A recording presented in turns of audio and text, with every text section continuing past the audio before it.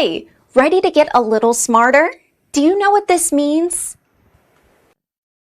The first definition of massacre: a brutal and indiscriminate killing of people. For example, the attack was described as a cold-blooded massacre.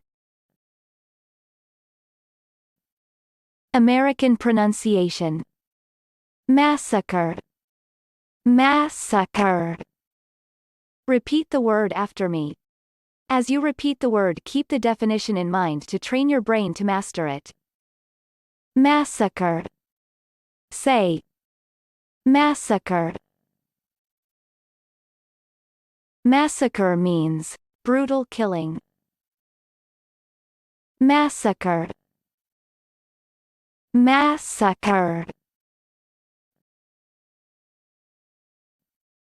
Massacre origin: late 16th century, from French, unknown origin.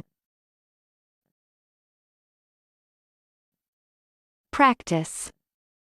Listen to what I say, then pause the video and repeat after me. Train your brain to master this word. Let's begin. The first practice. The chopper pilot, however, did not report the massacre. Now, repeat after me. The chopper pilot, however, did not report the massacre.